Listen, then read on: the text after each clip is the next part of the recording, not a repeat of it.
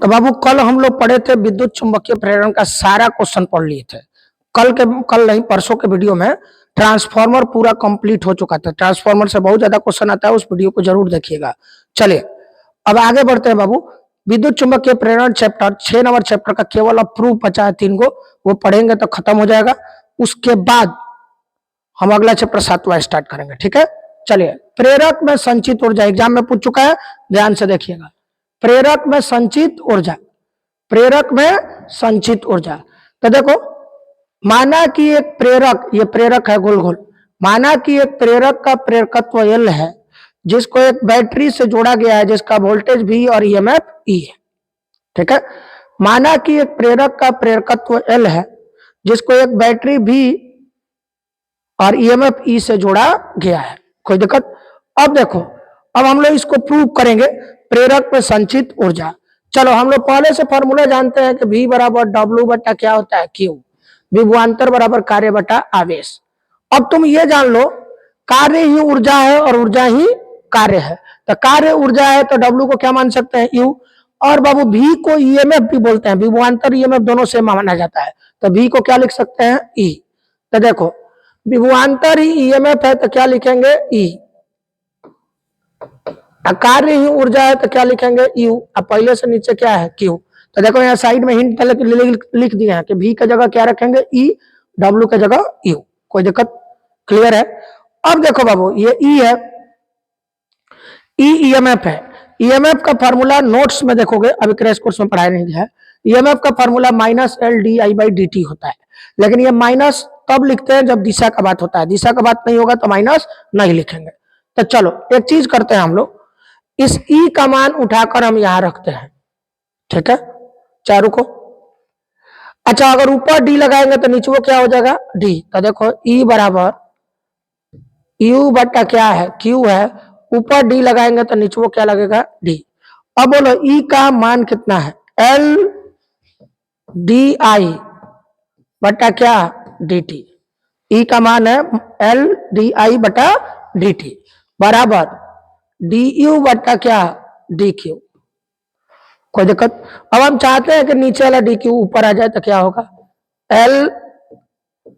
LdI बटा dt गुणे dq बराबर du। थोड़ा ध्यान से देखो, विद्युत धारा का फॉर्मूला तुम लोग पढ़ा होगा पहले भी, यहाँ कोष्ट में लिख रहा है। देखो, विद्युत धारा I बराबर Q बटा क्या होता है T। अगर I को I ही रहने दे, इसमें D लगा दे तो dQ बटा क्या हो जाएगा dQ बटा dt, लिख सकते हैं।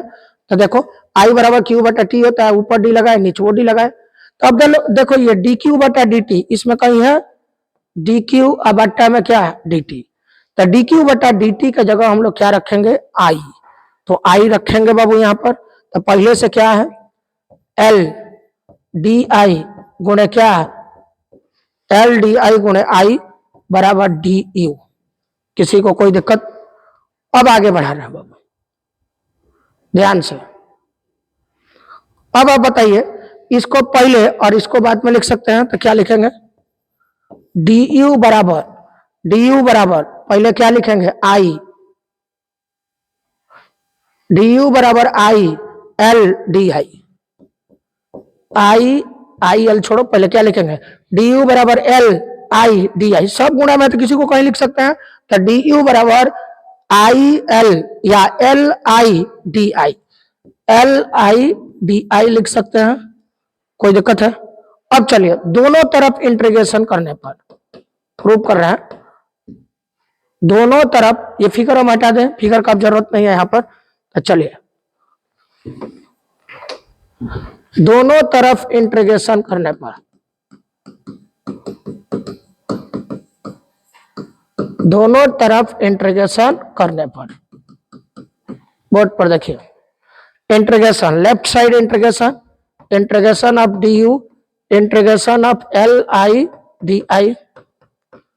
बोलो, इंटीग्रेशन तुम लोग पढ़े होगे चैप्टर में बहुत बार, तो ध्यान से देखो, dx का इंटीग्रेशन x होता है, dy का y होता है, dz का इंटीग्रेशन z होता है, dp का p होता है। तो du का इंटीग्रेशन क्या होगा du का इंटीग्रेशन होगा u। इंटीग्रेशन उसका होता है जिसके साथ d जुड़ा हो, d किसके साथ जुड़ा है I के साथ, और कहीं आई है तो रुकेगा, बाकी सब बाहर। तो क्या बाहर जाएगा? एल। तो dx का इंटीग्रेशन x, dy का y, dt का t, तो du का u। और यहाँ जिसके साथ d जुड़ा रहता है उसका इंटीग्रेशन होता है, d किसके साथ जुड़ा है? i के साथ। तो जहां जहां आई है रुकेगा, l कहाँ जाएगा? बाहर। तो l बाहर, इंटीग्रेशन ऑफ i डी। ध्यान से देखिए, i का पावर कुछ नहीं है तो कितना रखेंगे? 1। अब पावर वाला इंटीग्रेशन आपको याद होना चाहिए, जितना पावर है उसमें कितना जोड़ेंगे? 1। और वही पावर कहाँ आ जाएगा? नीचे। याद होगा, लगभग चैप्टर में 7-8 बार पढ़े हुए। ये पावर वाला, जितना पावर है, पावर नहीं है तो कितना मान लिया? 1। अब पावर यहाँ 1 है तो जितना पावर है उसमें कितना जोड़ते हैं? 1 जोड़ते हैं और फिर वही पावर नीचे लिखते हैं। तो u बराबर l इंटू आई का पावर 1, पहले से 1 है, 1 जोड़ेंगे वही पावर नीचे आ जाएगा, 1 + 1। अब देखो u बराबर l इंटू आई स्क्वायर बटा 2। इसके आगे कुछ नहीं है तो कितना रखेंगे? 1 रख सकते हैं। हमारा फॉर्मूला आ गया u बराबर 1/2, u बराबर 1/2 l आई स्क्वायर। किसी को कोई दिक्कत? बात समझ में आया? तो ये प्रेरक में संचित ऊर्जा क्या हुआ? प्रूफ हुआ। कितना फॉर्मूला हुआ? 1/2 LI स्क्वायर। कोई परेशानी? एक बार अगर प्रॉब्लम है तो देख सकते हो, V बराबर W/Q, V को E लिखते हैं, W को U लिखते हैं, ठीक है। E बराबर ऊपर D लगाए तो नीचे वो D लगा। E का फॉर्मूला क्या होता है? LdI/dt। माइनस नहीं लिखते हैं क्योंकि यहाँ दिशा का बात नहीं हो रहा है, du/dq। अब बोलो dq नीचे है, ऊपर भेज दिए, तो dq/dt किसके बराबर होता है? I के बराबर। तो LDI इंटू I बराबर du। तो du बराबर क्या लिख सकते हैं? LIDI। दोनों तरफ इंटीग्रेशन किए, du का u। यहाँ l स्थिरांक भी है और d के साथ i जुड़ा है तो केवल i रुकेगा, बाकी सब बाहर। तो l बाहर, तो i का पावर IDI, i का पावर कुछ नहीं है तो 1। जितना पावर है उसमें कितना जोड़ेंगे? 1। वही पावर कहाँ आ जाएगा? नीचे। तो u बराबर l गुणे आई स्क्वायर बटा 2, 1/2 LI स्क्वायर। कोई दिक्कत? बात समझ में आया? आगे बढ़ते हैं बाबू। आदर्श परिनालिका का स्वप्रेरकत्व। किसका? आदर्श परिनालिका। किसी चालक में तार को बार बार लपेट देते हैं तो वो परिनालिका बन जाता है, जिसकी लंबाई क्या है? L, विद्युत क्षेत्र क्या है? B। तो आदर्श परिनालिका का स्वप्रेरकत्व एग्जाम में पूछा जा चुका है, ध्यान से। इसका प्रूफ समझने से पहले इधर देखिए, ये ध्यान रखिएगा। परिनालिका में चुंबकीय क्षेत्र, चुंबक क्षेत्र पढ़े हो, उसमें प्रूफ किए थे, अभी याद रखना है। परिनालिका में चुंबकीय क्षेत्र μ0 × N/L × I होता है, ये फिक्स है। चुंबकीय फ्लक्स, कौन फ्लक्स? ये है चुंबकीय फ्लक्स। चुंबकीय फ्लक्स, चुंबकीय फ्लक्स का फॉर्मूला φ बराबर B.A होता है। ये φ बराबर LI भी होता है, लेकिन ये किसके लिए? स्वप्रेरकत्व के लिए। और φ बराबर MI भी होता है, लेकिन किसके लिए? अन्योन्य प्रेरकत्व के लिए। ये चारों फार्मूला का यूज होगा अभी दूगो प्रूफ में, तो ध्यान से। परिनालिका में चुंबकीय क्षेत्र फिक्स होता है μ0 × L/L × I। चुंबकीय फ्लक्स φ बराबर B × A। स्वप्रेरकत्व φ बराबर LI के लिए फार्मूला होता है, और अन्योन्य प्रेरकत्व के लिए φ बराबर MI। तो जो यहाँ पूछेंगे वो बताइए। देखो क्या लिखा गया है, परिनालिका में चुंबकीय क्षेत्र B बराबर, बोलिए बाबू, परिनालिका में चुंबकीय क्षेत्र μ0 × N/L × I।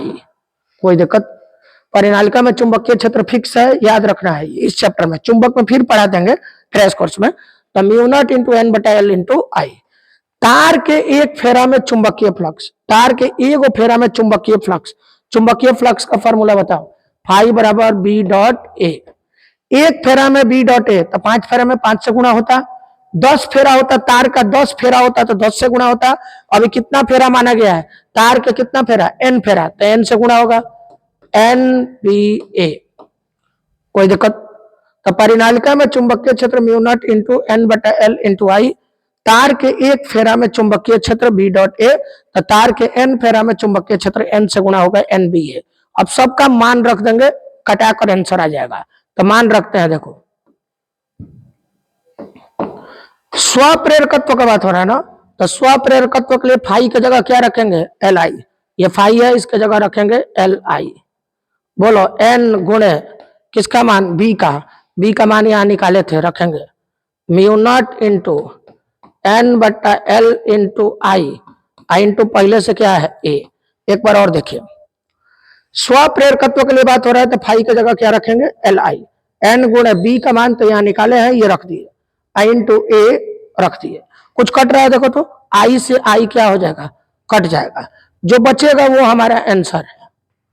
क्या बचेगा देखो, जो बचेगा वो आंसर है एल बराबर, पहले म्यू नॉट लिखेंगे, mu not N into N N square, mu not N square A अब बट्टा में क्या एल, ये है स्वप्रेरकत्व। कोई दिक्कत, एल बराबर एन, एन बराबर mu not N into N N square, अब पहले से क्या है ए और नीचे बचा एल। अगर माध्यम, ये तो हवा के लिए है, अगर माध्यम ई आर उपस्थित हो तो ई आर से गुणा करना पड़ेगा, तब हमारा फॉर्मूला हो जाएगा एल बराबर mu not into E R नहीं म्यू आर, माध्यम म्यू आर, तो म्यू आर से गुणा करना पड़ेगा, mu not into mu R N square A बटा एल। ये तो माध्यम के लिए फॉर्मूला तो यही प्रूव हो गया, 3-4 लाइन का ही है, बस ध्यान से देखना था। एक बार और देख लो, परिनालिका में चुंबकीय क्षेत्र फिक्स होता है, तार के एक फेरा में चुंबकीय फ्लक्स बी डॉट ए, तो एन फेरा में एन बी ए। स्वप्रेरकत्व के लिए फाई बराबर एल आई, एन गुणे बी का मान इतना बड़ा है रख दिए, इंटू ए का मान जो है वो लिख दिए। अब जो कट रहा है कटा दिए, बाकी लिख दिए, ये आंसर है। लेकिन अगर माध्यम म्यू आर उपस्थित हो तो म्यू आर से गुणा करेंगे, कोई दिक्कत। आगे बढ़ते हैं बाबू, दो परिनालिका का अन्योन्य प्रेरकत्व। दो परिनालिका मतलब एगो प्राथमिक और एगो द्वितीयक। प्राथमिक को पी, प्राथमिक का इंग्लिश होता है प्राइमरी, पी से दिखाते हैं, द्वितीयक का इंग्लिश होता है सेकेंडरी, एस से दिखाते हैं। ठीक है, देखो प्राथमिक कुंडली के एक परिनालिका में चुंबकीय क्षेत्र, तो परिनालिका में चुंबकीय क्षेत्र यही ना बताए थे जी, म्यू नॉट इंटू एन बटा एल इंटू आई, वही लिखेंगे, mu not into mu not into N बटा एल इंटू आई। ठीक है, लेकिन एक प्रॉब्लम है कि ये किस कुंडली के लिए है, प्राथमिक, तो यहाँ पी दिखाएंगे, क्या दिखाएंगे पी छोटा सा दिखाएंगे, एन पी प्राथमिक कुंडली हो जाएगा। ठीक है, द्वितीय कुंडली के तार के एक फेरा का चुंबकीय फ्लक्स, चुंबकीय फ्लक्स का फॉर्मूला क्या था बी डॉट ए, इसी तरह एकदम प्रूफ होगा, देख लो बी डॉट ए। अब बोलो कितना फेरा के लिए, बी डॉट ए तो हो गया, कितना फेरा के लिए, तार के एक फेरा था तो अब कितना है एन फेरा, तो एन से गुणा होगा, एन बी ए। अब सबका मान रखेंगे, सॉल्व कर देंगे, आ जाएगा आंसर। फाई किसके लिए, अन्योन्य प्रेरकत्व के लिए। देखो तो यहाँ अन्योन्य प्रेरकत्व का पीछे ही बता दिए थे, फाई बराबर क्या होता है एम आई, तो एम आई रखेंगे यहाँ पर, एम आई बराबर एन इंटू बी का मान बताइए, mu not into N P बटा एल इंटू आई, अब पहले से क्या है इंटू ए। ध्यान से देख लीजिए बाबू,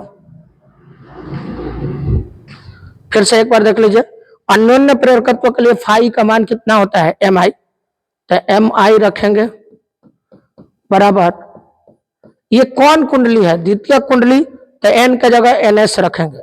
अब बी का मान तो ये है म्यू नॉट इंटू एन बटा एल इंटू आई, अब पहले से क्या है ए, तो बोलो यहाँ एनपी है, क्या है बाबू NP, mu not into NP बटा एल इंटू आई इंटू ए।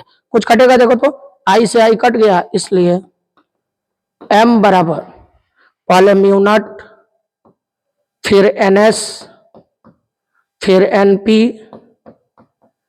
ए अब बटा क्या एल। कोई दिक्कत, बात समझ में आया, कोई परेशानी, क्लियर है। आगे बढ़ते हैं, बोलो बाबू।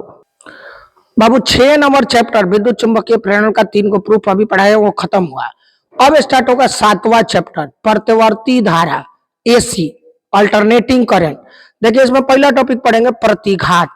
क्या पढ़ेंगे प्रतिघात। देखिए एसी परिपथ में प्रेरकत्व या संधारित्र या दोनों के कारण प्रतिवर्ती धारा में जो रुकावट उत्पन्न होता है, सीधा तुम बताओ